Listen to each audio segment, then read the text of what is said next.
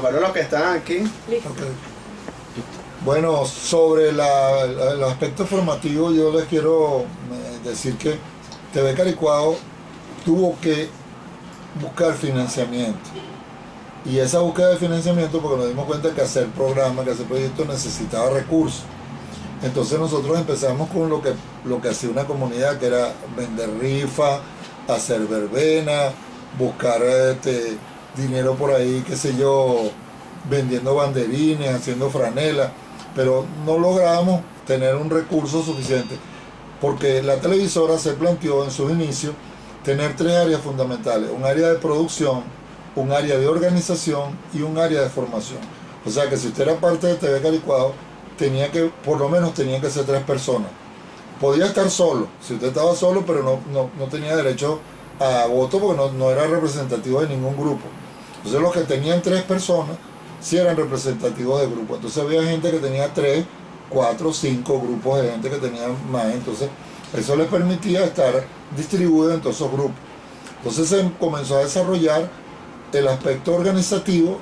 Eso también lo hicimos para quitarnos encima un poco los políticos de la época, porque si querían hacer televisión tenían que saber de ella, o sea, tenían que saber de la formación. Entonces, si tenías 3 personas en los grupos, a lo mejor había uno que era pico de plata político, pero no sabía nada de comunicación, no sabía ni le interesaba. Entonces, eso lo limitaba. Eso también lo vimos como una posibilidad para desarrollar solamente la que tuvieran todo, Entonces comenzamos a realizar unos primeros talleres de formación y a buscar apoyo con las diferentes instituciones que había en ese momento, porque la posibilidad de salir al aire era imposible. Conatel de esa época, bueno, nos cerró todas las puertas y todas las cosas, no nos permitió nunca la posibilidad. Hicimos algunas pruebas en algún momento, pues nosotros andamos empatados en salir al aire hasta en ese momento. Entonces comenzamos con la formación de gente, con los talleres. Como nosotros básicamente somos educadores, porque estamos dentro de una universidad, yo venía de esa universidad también, de la formación, comenzamos a crear unos talleres donde se impartía conocimiento básico para la gente que se quería formar en la televisora, y esos conocimientos básicos eran para manejar las cámaras, para el sonido, para manejar bien la iluminación, para manejar bien todo. Entonces esos primeros talleres tenían todos esos componentes. Entonces las primeras cortes, como se le llama, ¿no?, a esos grupos, tuvieron la oportunidad de ir a hacer pasantía en los canales. Entonces resulta que cuando llegaron a los canales, por ejemplo al canal del Estado, que fue el primero que nos ofreció esa posibilidad de hacer pasantías allá, que era el canal 8 en ese momento, bueno, prácticamente dejaron trabajando un gentío de los muchachos que trabajaban, porque sabían hacer sonido, sabían limpiar, porque esa era otra cosa, que tú te dicen, mira, no, lo que hay es que barrer, tú barres, no, que lo que hay que pintar, pinta, no, que hay sonido. Entonces no iban a los canales como pasa con otros pasantes que van, bueno, mira, yo estudié comunicación y vengo a sentarme en el salón de prensa a escribir artículos. Nosotros podían hacer cualquier cosa. Entonces eso nos dio mucha fortaleza y nos dimos cuenta que por ahí podíamos conseguir mejor financiamiento haciendo cursos y cursos y cursos, aunque los cursos no los cobrábamos nosotros, pero la gente nos los financiábamos para que los dieran. Entonces, qué sé yo, en ese momento el Ministerio de la Juventud nos financió cursos, nos financió talleres. Y así fuimos pasando hasta que ahora tenemos un financiamiento de lo que llaman el Senat, que es la que se encarga de cine. Entonces, una vez al año ellos nos financian uno de estos talleres que dura 6 meses.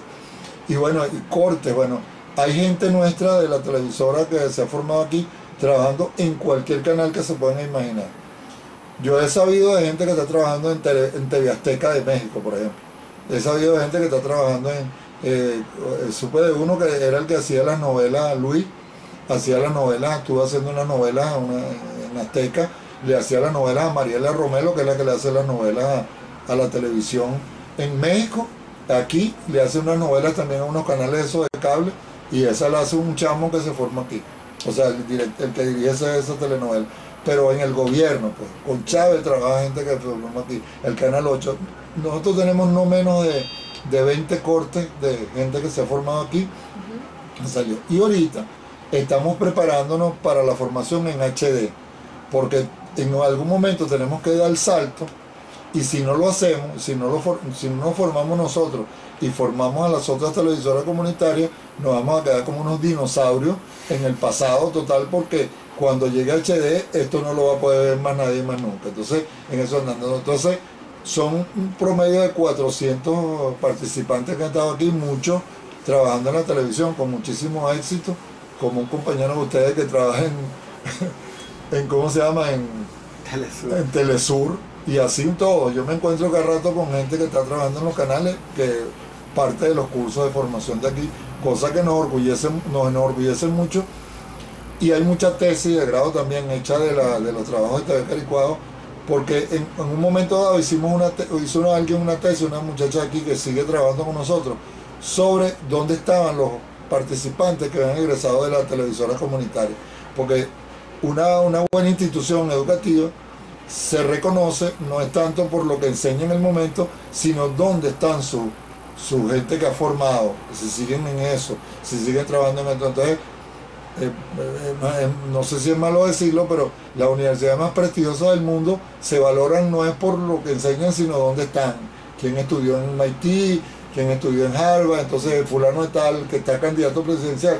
Por ahorita, por ejemplo, el candidato presidencial de los Estados Unidos, que acaba de llegar, Barack Obama, estudió en Harvard. Entonces es más importante que digan, oye, este fue un estudiante de Harvard.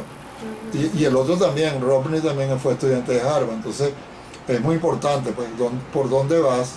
Aunque no le estoy haciendo mucho mérito a la calidad humana, porque esos tipos no tienen mucha calidad humana, pero son dirigentes del mundo, vamos a estar claros.